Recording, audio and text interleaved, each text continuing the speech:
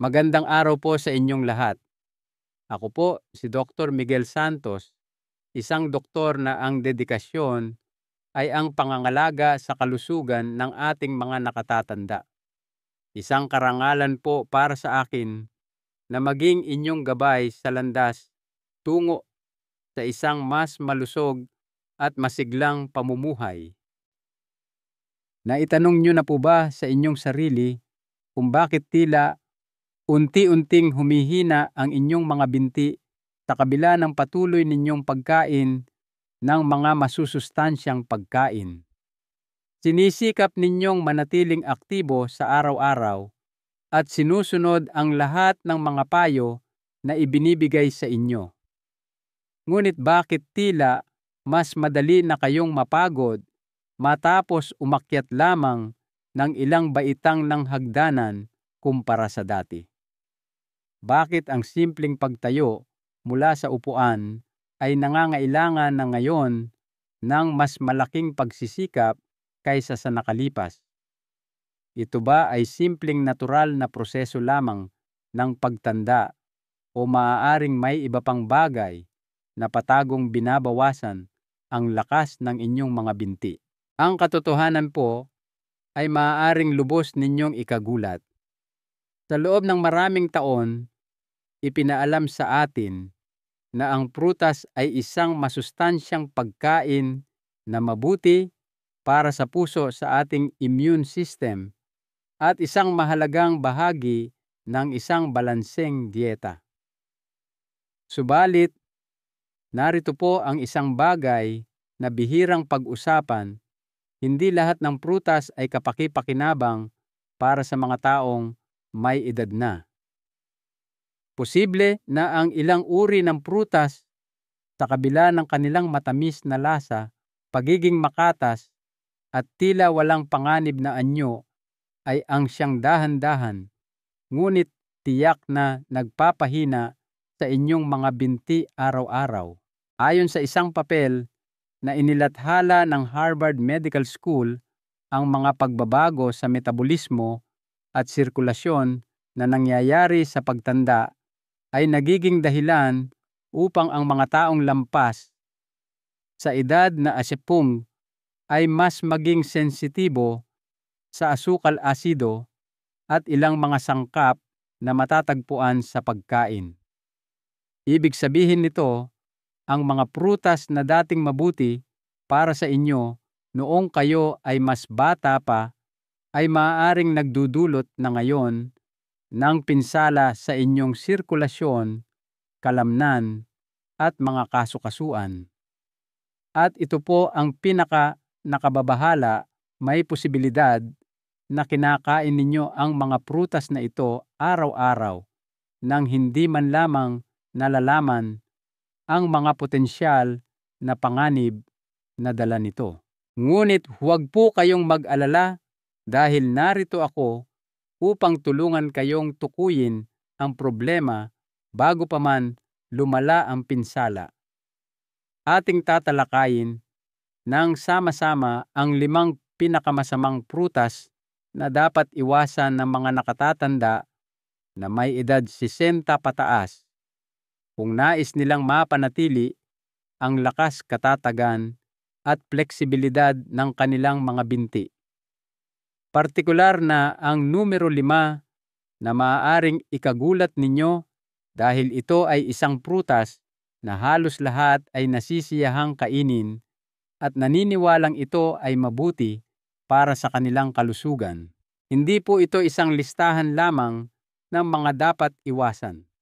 Sa pagtatapos ng ating talakayan, bibigyan ko rin kayo ng mas mahuhusay na pagpipilian kabilang ang mga prutas na makakatulong sa pagbabawas ng pamamaga, pagpapabuti ng sirkulasyon, pag-alis ng pananakit ng kasukasuan, at maging sa pagpapanumbalik ng lakas ng kalamnan.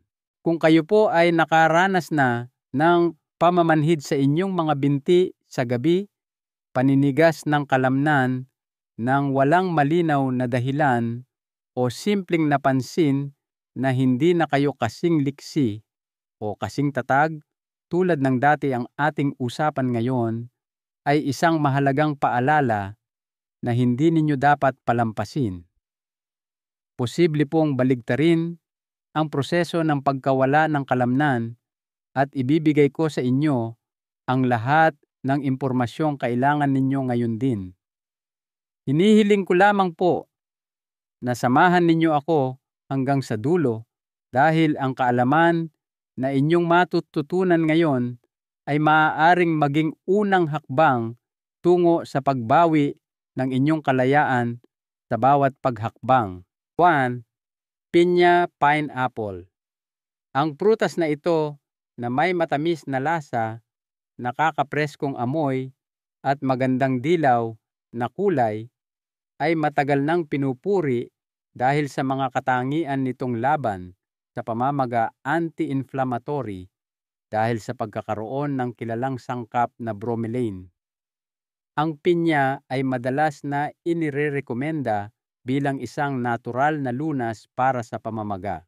Sa kabilang banda, may isang bagay na iilan lamang ang nakakaalam. Ang pinya ay maaaring magkaroon ng kabaligtarang epekto sa mga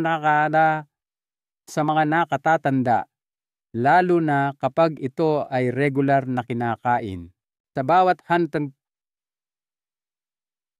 gramo ng sariwang pinya, mayroon itong humigit kumulang na 10 gramo ng asukal at medyo mataas na dami ng mga natural na asido, natural acids. Ang asukal na matatagpuan sa pinya ay nagdudulot ng mabilis na pagtaas ng antas ng asukal sa dugo, blood sugar. Ang biglaang pagtaas ng asukal na ito ay maaaring makapinsala sa maliliit na daluyan ng dugo, blood vessels, na nagsusuplay sa mga binti at paa, lalo na sa mga matatandang may mabagal na sirkulasyon ng dugo o mayroon ng mga problema sa vascular.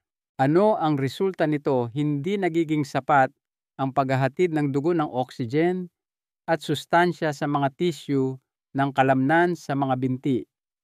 Ito ay hindi lamang nagdudulot ng hirap sa paglalakad, kundi pati na rin ng pamamaga at isang mapurol na pananakit sa mga hita pagkatapos umupo ng matagal o kahit pagkatapos lamang ng isang maikling paglalakad.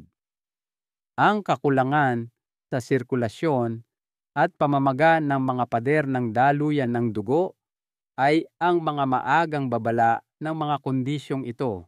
Ngunit hindi po dito nagtatapos ang lahat. Ang pinya ay naglalaman din ng citric acid at bromelain na parehong may potensyal na makairitas sa mga tissue ng kasu-kasuan, joint tissues, lalo na sa mga kaso kung saan ang katawan ay nakakaranas na ng malalang pamamaga, chronic inflammation. Para sa mga matatandang may kasaysayan ng pananakit ng kasu-kasuan, ang pagkain ng pinya ay maaaring parang pagbuhos ng gasolina sa apoy. Maaari itong magpataas ng pagiging sensitibo at magdulot ng mabigat at mabagal na pakiramdam sa mga binti kapag naglalakad o gumagalaw. Bukod pa rito, isang pag-aaral na inilathala sa Journal of Clinical Nutrition ang nagbigay diin sa katotohanan na ang mga individual na higit sa edad 70, lalo na ang mga may mahinang panunaw at marurupok na mga kapilary, maliliit na ugat, ay mas madaling maapektuhan ng mga negatibong epekto ng mga pagkaing mayaman sa asido. Kung meron kayong mga ganitong kondisyon, ang madalas na pagkain ng pinya ay maaaring magpalala ng pamamaga, hindi kaagad-agad, ngunit unti-unti sa loob ng ilang araw. Kailangan nyo rin pong mag-ingat ng husto kung kayo ay umiinom ng mga gamot na pampalabnaw ng dugo, blood thinners. Ang bromelain sa pinya ay maaaring makipag-ugnayan sa mga gamot na ito na maaaring magpataas ng panganib ng pagdurugo o magpababa ng pagiging epektibo ng mga gamot. Ang katotohanan na ang pinya, sa kabila ng pagiging bantog bilang isang kamangha-manghang anti-inflammatory, ay maaaring maging isang panganib sa kalusugan para sa mga taong higit sa edad na isito na umiinom ng mga deresetang gamot ay isa sa mga pangunahing dahilan kung bakit ito ay itinuturing na delikado. Kaya naman kung nakaranas na kayo ng pakiramdam na mas mabigat ang inyong mga binti pagkatapos kumain ng pagkaing may pinya, o kung nakaranas kayo ng pananakit sa tuhod at bukong-bukong na may kasamang mapurol na pamamaga, marahil ay panahon na upang pag-isipang muli ang paggamit ng pinya sa inyong pang-araw-araw na diyeta. Bagamat hindi ninyo kailangang tuluyang alisin ito sa inyong pagkain, subukang bawasan ang dalas ng inyong pagkonsumo at palitan ito ng mga prutas na hindi gaanong nagdudulot ng pamamaga at mas banayad tulad ng blueberries o papaya. Ito ay maaaring makatulong na mapigilan ang unti-unting panghihina ng inyong mga binti. 2. Saging.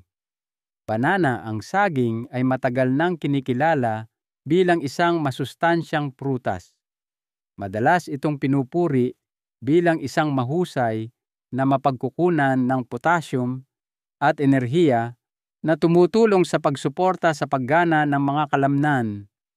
Gayunpaman, salungat sa ating laging pinaniniwalaan, ang saging ay hindi palaging ang pinakamahusay na pagpipilian para sa mga taong may edad na.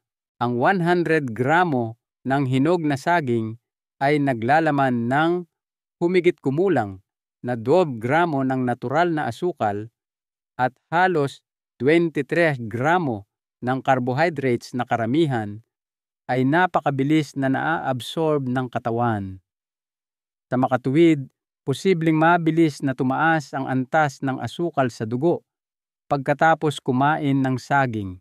Sa mga mas bata, ang insulin ay may kakayahang epektibong pamahalaan ang prosesong ito. Ngunit sa mga lampas sa edad na 60, kung saan ang paggana ng insulin ay bumababa ang asukal sa dugo, ay mas malamang na maging hindi matatag na maaaring magkaroon ng malaking epekto sa sirkulasyon ng dugo, lalo na sa ibabang bahagi ng katawan. Maraming mga nakatatanda ang maaaring makaranas ng pakiramdam ng kabigatan sa kanilang mga binti pagkatapos kumain ng pagkaing may saging. Ang pakiramdam na ito ay maaaring sundan ng isang mapurol na pananakit sa kasukasuan ng tuhod o pagod na mga kalamnan sa binti, lalo na habang gumagawa ng magaan na aktibidad tulad ng paglalakad o pag-akyat ng hagdan. Ito ay hindi lamang isang pakiramdam ng kabusugan, kundi nagsisilbi rin itong isang indikasyon na ang mataas na antas ng asukal sa dugo ay nagdudulot ng pinsala sa maliliit na daluyan ng dugo at mga tisyu ng kalamnan. Bukod pa rito, ang saging ay may tendensyang mag-ipon ng tubig sa loob ng katawan. Ang pagkain ng saging araw-araw ay maaaring magdulot ng pagpapanatili ng tubig, water retention, sa mga taong may problema sa puso o umiinom ng mga gamot na diuretic.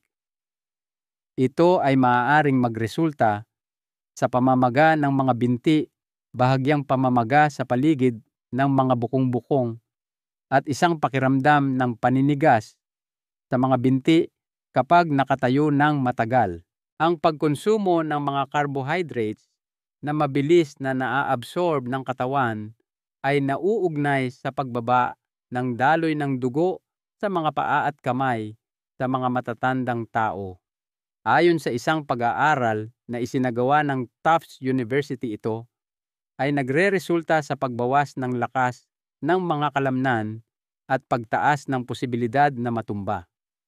Ang panganib na nauugnay sa saging ay ang mga epekto nito ay hindi agad-agad na lumalabas, bagkus ay unti-unting naiipon sa paglipas ng panahon. Dahil dito, mas mahirap para sa mga tao na maunawaan na ang prutas na ito na tila ganap na ligtas ay maaaring dahan-dahang nagpapahina sa kanilang mga binti. Maaaring naisin ninyong isaalang-alang ang paggawa ng ilang pagbabago sa inyong dieta kung gusto nyo pa ring kumain ng saging at hindi ito nais na tuluyang alisin. Kumonsumo lamang ng maliit na halaga tulad ng kalahating saging sa isang pagkakataon. Kung nais ninyong pabagalin ang bilis ng pag-absorb ng asukal ng inyong katawan, isabay ang saging sa ilang malusog na taba, healthy fats, tulad ng ilang piraso ng walnuts, natural na peanut butter o isang hiwa ng keso. Iwasan ang pagkain ng saging nang walang laman ang tiyan dahil ito ay magreresulta sa mas malaking pagtaas ng asukal sa dugo at magkakaroon ng masamang epekto sa sirkulasyon sa mga binti. Hindi masama ang pagkain ng saging. Gayunpaman, dapat itong gamitin ng mga nakatatanda sa isang responsable at angkop na paraan. Maaaring naisin ninyong isaalang-alang ang pagpapalit ng saging sa ibang mga prutas na mas mababa sa asukal at may katangiang anti-inflammatory tulad ng papaya o mga berries. Kung naghahanap kayo ng prutas na hindi lamang siksik sa sustansya, kundi mas kapaki-pakinabang din sa kalusugan ng inyong mga kalamnan, buto at circulatory system. 3. Ubas grapes. Ang ubas ay isang tanyag na prutas dahil sa matamis nitong lasa. Madali itong kainin at meron itong magaan at nakakapreskong tekstura. Ang ubas kasama ang maliliit at makakatas nitong kumpol ay itinuturing ng marami bilang perpektong merienda, lalo na para sa mga nagnanais na dagdagan ang dami ng antioxidants sa kanilang dieta. Gayunpaman, ang ubas ay maaaring magkaroon ng hindi gaanong napapansin, ngunit mahalagang epekto sa kalusugan ng mga binti, partikular sa mga kasukasuan at sa circulatory system para sa mga taong lampas sa edad na 60. Ang mga prutas tulad ng ubas ay may mataas na konsentrasyon ng fructose, isang natural na asukal na mabilis na pinoproseso ng atay sa katawan. Kapag isang malaking dami ng fructose ang nakonsumo, hindi ito kayang iproseso lahat ng atay ng sabay-sabay at sinisimulan nito ang proseso ng pag-convert ng hindi nagamit na halaga sa taba at uric acid. Ang uric acid na ito ay nagiging isang malaking panganib para sa akumulasyon ng mga kristal sa mga kasukasuan, lalo na sa mga kasukasuan na matatagpuan sa mas maliliit na bahagi tulad ng tuhod, bukong-bukong at mga daliri sa paa.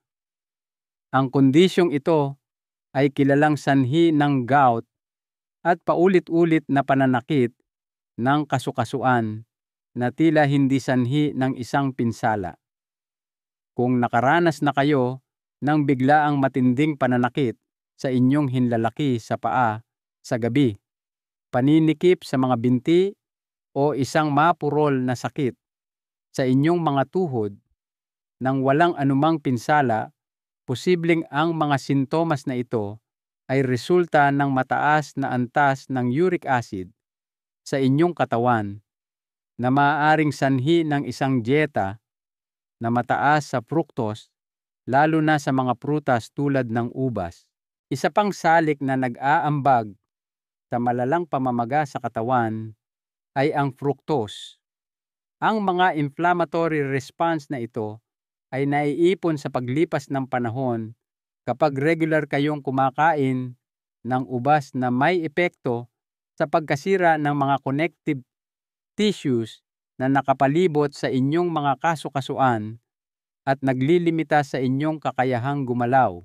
Ang ubas ay partikular na mapanganib dahil napakadaling kumain ng labis na dami nito. Bukod sa pagiging maliliit, malambot, at masarap, hindi ito nagiiwan ng pakiramdam ng kabusugan. Sa loob ng maikling panahon, maaari kayong makakain ng 2 o 3 maliliit na tasa nang hindi man lang napapansin na nakakonsumo na kayo ng malaking dami ng asukal sa puntong iyon. Ayon sa mga natuklasan ng isang pag-aaral na inilathala sa American Journal of Clinical Nutrition, ang mga matatandang kumakain ng mga prutas na mayaman sa fructose ng regular tulad ng ubas ay nasa mas mataas na panganib na magkaroon ng mga problema sa kasukasuan, pamamaga ng malambot na tissue at hirap sa paggalaw. Sa kabilang banda, ang mga prutas na mas mababa sa asukal at mayaman sa mga sangkap na anti-inflammatory tulad ng cereza cherries at berries ay nagpakita ng malinaw na benepisyo sa pagbabawas ng mga sintomas ng arthritis at pagpapabuti ng sirkulasyon. Kung nasisiyahan kayo sa natural na matamis at nakapagpapasiglang lasa ng ubas, hindi na kailangang tuluyang umiwas sa pagkain nito. Gayunpaman, dapat ninyo itong kainin ng may kamalayan. Bawasan ang dami na inyong kinakain. Subukang iwasan ang pagkain ng ubas araw-araw at huwag gamitin ang ubas bilang kapalit ng isang buong merienda. Ang blueberries, raspberries at strawberries ay ilang halimbawa ng mga prutas na may mas mababang antas ng tamis, mas mataas na fiber content at mas malakas na katangiang anti-inflammatory. 4. Pakwan watermelon. Ang pakwan na kilala rin bilang matamis na bitag ng hydration ay matagal nang iniuugnay sa kasariwaan ng tag-araw at sa kakayahang mabilis na ibalik ang balanse ng tubig sa katawan. Ang katotohanan na ito ay naglalaman ng higit sa 90% na tubig ay naguudyok sa maraming tao na isipin na ito ang perpektong prutas upang palamigin ang katawan at mapanatili ang hitsura ng kabataang balat. Gayunpaman, iilan lamang ang nakakaalam na ang pakwan sa kabila ng anyo nitong makatas ay maaaring maging isang masarap na bitag na nagdudulot ng pagkapagod, pananakit, at unti-unting panghihina ng inyong mga binti sa paglipas ng panahon. Ito ay lalong totoo para sa mga taong lampas sa edad na 60. Ang pakwan ay may medyo mataas na glycemic index GI na karaniwang nasa pagitan ng 76 hanggang 80. Sa kabila ng katotohanan ito ay may napakababang bilang ng calories. Kapag kumain kayo ng pakwan, ang inyong antas ng asukal sa dugo ay mabilis at malakas na tataas sa paraang maihahalintulad sa nangyayari kapag kumakain kayo ng candy. Sa mga bata at kabataan, epektibong nare-regula ng insulin ang pagtaas na ito.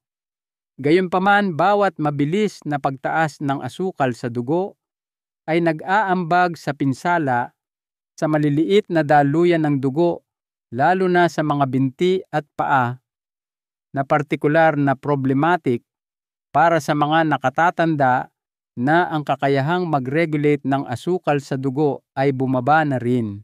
Napansin nyo na ba na pagod ang inyong mga binti pagkatapos ng isang magaan na pagkain na may kasamang ilang hiwa ng pakwan? Nang tumayo kayo, pagkatapos kumain ng pakwan, sa gabi, nakaranas ba kayo ng bahagyang pamamaga sa inyong mga bukong-bukong at paninikip sa inyong mga tuhod? Ito po ay hindi isang pagkakataon lamang. Dahil sa biglaang pagtaas ng asukal sa dugo, tumataas ang pamamaga sa mga bahagi ng katawan na may mas mahinang sirkulasyon, partikular sa mga binti, tuhod at bukong-bukong. Ang isang tahimik na pamamaga ay nagdudulot ng pinsala sa sistema ng kapilari at direktang nakakaapekto sa daloy ng dugo sa mga tisyu ng kalamnan kapag may malaking pagbabago sa mga antas ng asukal sa dugo. Ang katotohanan na ang pakwan ay hindi nagbibigay ng pakiramdam ng kabusugan ay isa pang isyu sa pagkain nito. Ito ang nagpapadali na kumain ng labis na dami. Isang manipis na hiwa ang sinusundan ng isa pa, at bago ninyo mamalayan, nakakain na kayo ng 2 o 3 hiwa nang hindi man lang namamalayan. Posibleng ang kabuuang dami ng asukal ay katumbas na ng isang buong lata ng soda.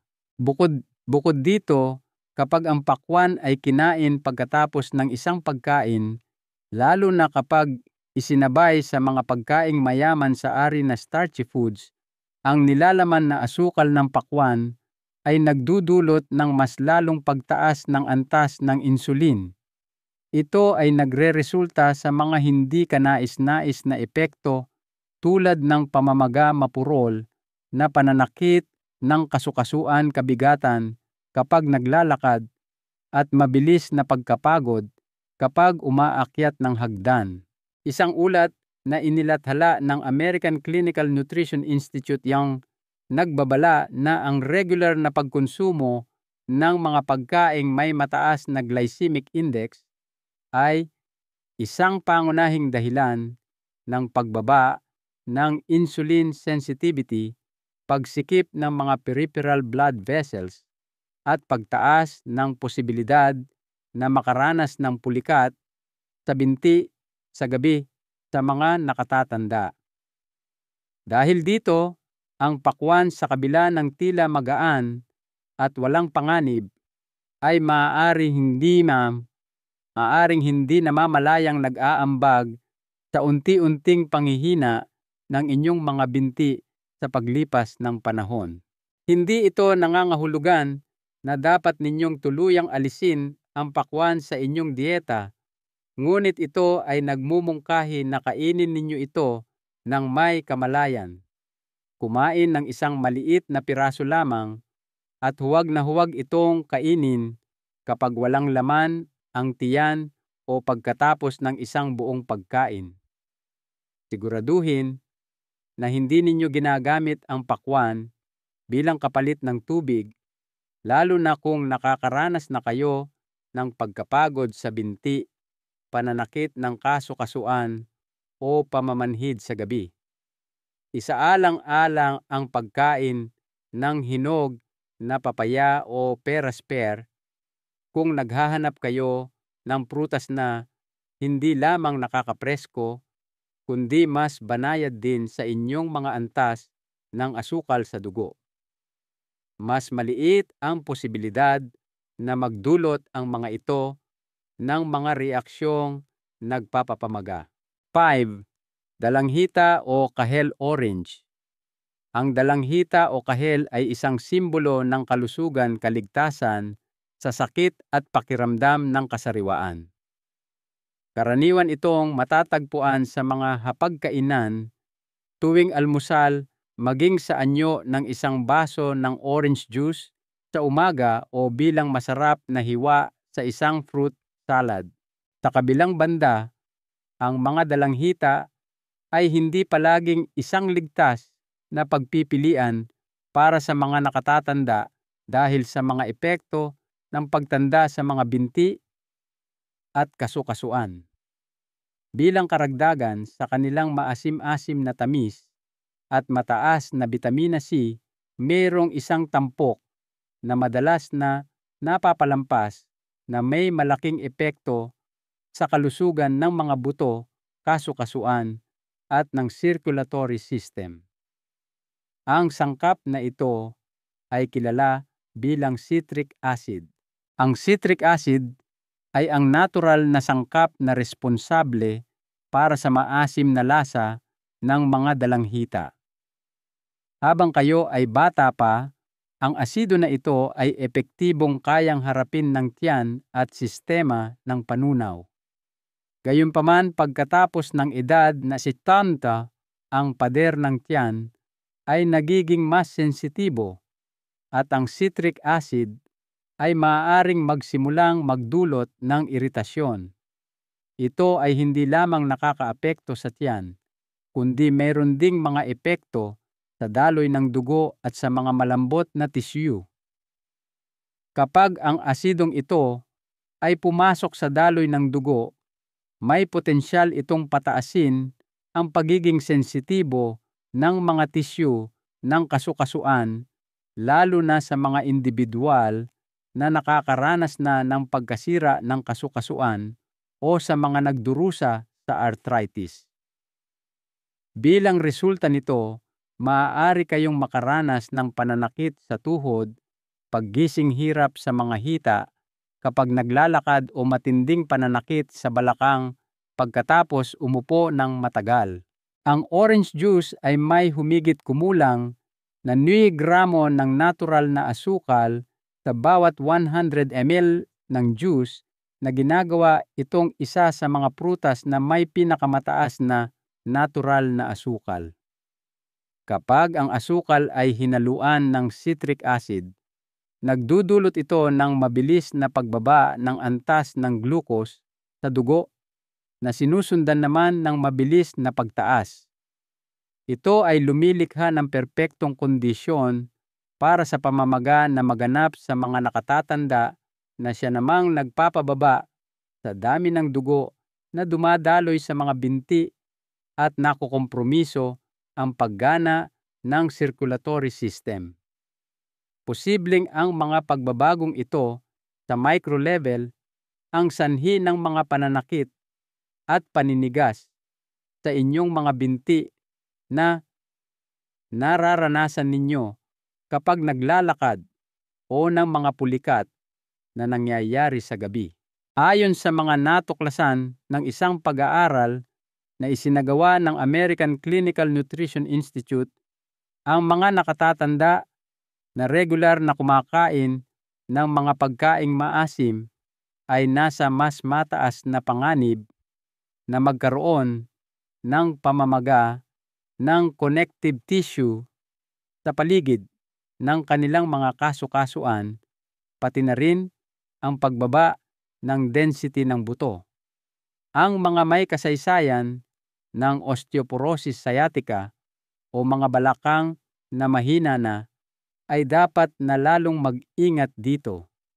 Sa katunayan, ang pag-inom ng orange juice tuwing umaga sa loob ng maraming taon ay maaaring isa sa mga nakatagong dahilan sa likod ng pagbaba ng mobility na hindi natutukoy. Ano ang ilang paraan upang patuloy ninyong makuha ang mga benepisyo ng dalanghita nang hindi napipinsala ang inyong mga binti? Una, dapat ninyong iwasan ang orange juice na nakakahon o nakalata dahil madalas itong naglalaman ng dagdag na asukal at mga preserbatibo na nagpapalala ng pamamaga. Pangalawa, kung nais ninyong kumain ng dalanghita, dapat ninyo itong kainin sa umaga pagkatapos ninyong kumain ng almusal at dapat itong kainin ng buong hiwa. Huwag na huwag iinom ng orange juice nang walang laman ang tiyan o bago matulog. Maaaring panahon na upang isaalang-alang ang paglipat sa mas maraming alkaline na prutas tulad ng peras o hinog na papaya. Kung nakakaranas na kayo ng hindi maipaliwanag na pananakit ng binti o paninigas sa inyong mga tuhod, tuwing umaga. Konklusyon at mahahalagang aral. Sandali po tayong magnilay-nilay. Ang inyong mga binti ay nagdala sa inyo sa napakaraming paglalakbay sa buhay. Mula sa inyong mga unang hakbang sa mga masasayang hapon ng pakikipaglaro sa mga kaibigan hanggang sa mga pagkakataong tumayo kayo ng matatag sa harap ng pinakamahihirap na hamon ng buhay. Sa kabila nito, may mga pagkakataon ngayon na kahit ang isang maikling hagdanan ay nag-iiwan sa inyo na hinihingal. Kahit ang isang maikling paglalakad ay maaaring magdulot sa inyong mga binti ng pakiramdam na mabigat, pagod, at maging masakit. Kadalasan iniisip natin na ito ay simpleng resulta lamang ng pagtanda. Gayunpaman, tulad ng inyong nakita, ang pagtanda ay hindi ang nag-iisang dahilan. May mga tiyak na gawain na tila ligtas at itinuturing pangang kapaki-pakinabang ang siyang unti-unting nagpapahina sa inyong mga binti sa paglipas ng panahon.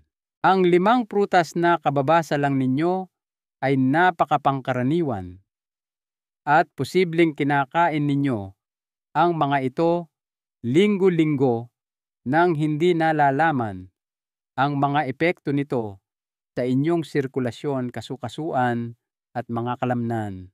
Ang magandang balita po ay ito: may oras pa para gumawa ng pagbabago. Kung bibigyan ninyo ang inyong katawan ng tamang pangangalaga, mayroon pa rin itong kakayahang pagalingin ang sarili nito. At hindi ito nangangailangan ng malalaki o mahigpit na mga pagsasaayos. Magsimula po tayo sa maliliit na hakbang tulad ng pagpili ng mas masustansyang merienda o mas katamtamang opsyon pagdating sa mga oras ng pagkain. Sa pamamagitan lamang niyan, maaari ninyong simulan ang landas tungo sa pagpapanumbalik ng lakas sa inyong mga binti. Kung naghahanap kayo ng merienda sa hapon, subukang kumain ng ilang piraso ng blueberries sa halip na pakwan. Kung nais ninyong iwasan ang pagkain ng saging, pagkatapos ng almusal, subukang kumain ng 1 piraso ng papaya sa halip. Ito ay malumanay at malambot. Ang mga pagbabago ay maaaring tila napakaliit. Gayunpaman, kung mananatili kayong pare-pareho, may potensyal silang gumawa ng malaking pagkakaiba. Mararamdaman ninyo ang mas magaan, mas malakas, at mas fleksibleng pakiramdam sa inyong mga binti. Kapag tumayo kayo mula sa isang upuan, hindi na ito magiging parang isang mahirap na gawain. Bawat hakbang na inyong gagawin ay magbibigay sa inyo ng pakiramdam na mas ligtas at mas may tiwala sa sarili. At higit pa riyan, magsisimula ninyong matuklasang muli ang kalayaan na kaakibat ng bawat galaw. Isang mahalagang aral mula sa inyong doktor bilang inyong manggagamot, nais kong ibahagi ang aral na ito. Ang kalusugan ay hindi isang hantungan, kundi isang paglalakbay na nangangailangan ng patuloy na kaalaman, pag-iingat at pagmamahal sa sarili. Ang bawat maliit na desisyon na ginagawa natin araw-araw, mula sa pagkaing inilalagay natin sa ating plato hanggang sa oras na inilalaan natin sa paggalaw, ay isang hakbang palapit sa isang mas masiglang kinabukasan. Huwag po nating hayaan na ang mga nakasanayan na ang magdikta sa ating kalusugan. Sa halip, gamitin natin ang kaalaman bilang ating sandata. Ang pag-abot ninyo sa puntong ito ay nagpapakita sa akin na tunay kayong nagmamalasakit sa inyong sariling kalusugan. At nais kong ibahagi ito sa inyo, hindi po kayo nag-iisa. May milyon-milyong tao na may katulad na edad ang naghahanap ng parehong mga sagot tulad ninyo. Isang paanyaya, mangyaring ibahagi po ninyo sa ibaba sa comment section ang isang bagay na inyong natutunan ngayon. At kung meron mang kahit isang maliit na pagbabago na handa kayong gawin, isulat nyo po ito. Palagi po akong narito upang pakinggan ang inyong paglalakbay tungo sa mas mabuting kalusugan. Nawa ipagpalain kayo ng mabuting kalusugan, kapayapaan at lakas upang mabawi ang kontrol sa sitwasyong inyong kinakaharap. Kung nahanap ninyong kapaki-pakinabang ang mensahe ngayon, mangyaring i-like ang artikulong ito at mag-subscribe sa channel upang hindi ninyo mapalampas ang anumang nilalaman sa hinaharap. At higit sa lahat, mangyaring ibahagi, share ito sa inyong mga kaibigan, pamilya at mga mahal sa buhay. Ang kaalaman ay isang regalong pinakamainam kapag ibinabahagi. Magkasama nating ipagpatuloy ang landas ng pagbawi ng lakas sa inyong mga binti, simula sa mga simpleng desisyon na inyong dinadala sa hapagkainan araw-araw.